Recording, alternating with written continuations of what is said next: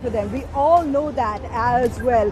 For Mitchell Starc as well, in his 219 wickets that he's trailing, 127 of them have either been bowled or dismissed in single-digit scores. So let's find out just why Team India, as far as they've been concerned, left hasn't been right for them. In that arsenal, whether it's Singh, it's Ream, it's bounce or the Yorker, every single thing. The beauty of Mitch Starc, at least in this series, it hasn't let you settle in. 219 ODI wickets, he has 127.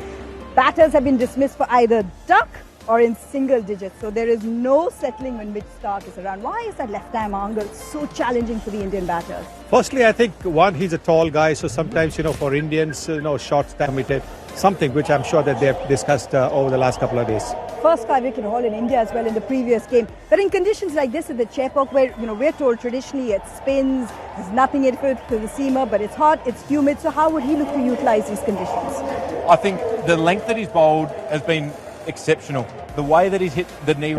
Incisive best has been Mitch Starc, something Team India definitely need to be wary about. But the big question is the conditions on offer today. We know it traditionally to be completely spinning. Teams batting first here traditionally have more success. Mitch Starc in the seamers, what can they make out of these conditions? Let's take a look. Australia has won the toss and they've decided to bat first.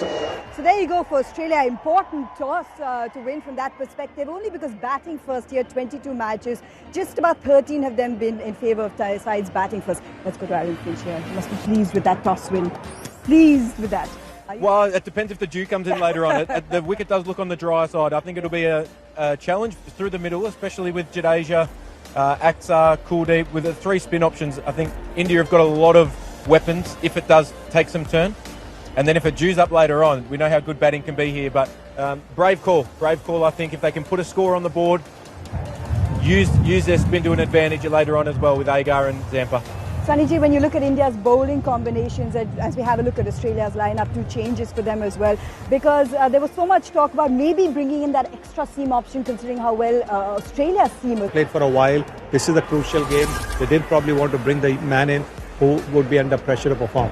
And it continues to kind of give more depth to the batting, which is where India seems to have just struggled at the moment. No struggles when you walk into the Chepauk and you see all the Chennai boys getting together. That's right, all in anticipation to the build-up to the IPL. Good morning. Series decider 270 is what the men in blue need to keep their 4-year home record across formats intact. But of course, there's a Mitch Starc factor. He's been absolutely ominous in this series. In deciders, when the big boys need to come out to play, Rohit Sharma, Virat Kohli have been extraordinary. How do you see this one playing out? Well, clearly, I think they've got to be a little more watchful against Mitchell Starc. Maybe look to score from the other end. Give the man the respect because he's on song. He's got great rhythm. He's got great pace. He's got great movement both ways. So maybe score from the other end. 10 seconds. What's your heart and head saying? My heart says Australia. My head says India. Oh, I think we got it. It'll be a very close game. It'll come down to the wire. We'll leave it at that. It's a close game. We wanted to go down to the wire. The chase is on. 270 is what India needs. A little bit of a fight from some of the Indians, but at the end of the day, it was really Australia that managed to spin Team India into submission. 4 years across formats, 26 series, unbeaten. Because the last time India were beaten in India was Aaron Finch's Australia, and yet they have done it again. Here on Mastercard Cricket Live, Sunil Gavaskar besides me. At one stage, watching Virat Kohli bat, watching the partnerships forging, watching Hardik Pandya bat, you were like, okay, game on. What happened, Sunny Ji? Well, I think those wickets that fell in a clump, there was a wicket of Rahul and stump to stump, but their fielding was outstanding, and that was the difference. There were a couple of nervy moments when Virat Kohli was batting. It didn't amount to anything, just not being able to convert that single into double, but putting the pressure. Decent start, but it's a start that if they had got to maybe 90 or 100, it would have made things easy for everybody. Well, at the end of the day, lots of questions from Team India's perspective as well. Let's have a look at our Oppo top performer. Adam Zampa, in the last couple of years that he's been in India, has just kind of revolutionized himself. 170 on the board. He could afford to do that. And Sean Abbott pulling off a brilliant catch to get rid of Rahul, who was looking dangerous. Another man, maybe shorter, wouldn't have reached it. It would have been a 6 because he was bang on the boundary. Yeah. So, that's luck of the game as well. Well, Australia come away victors yet again, having a chance to beat India in India. And yes, I know we're at the Chepauk and a yellow team has won. Eventually, you'll get to see another yellow team walk out at the Chepauk. But just under 10 days, you'll get a chance to see CSK walk out against defending champions Golden Ducks in the series against Australia. So on the road to glory with the World Cup at the end of the year, trying to recapture the World Cup from 2011. Of course, every time India step onto the field in this format, it will be an audition for some, but some might have cemented. Last couple of weeks or months that Shubman Gill have had, not necessarily these matches in particular, been extraordinary. Any questions at all that you have regarding Shubman Gill, and anything else you'd like to see going forward for the World Cup, Sunny Ji? No, nothing at all. I think he should just play the way he's playing because he's batting quite superbly.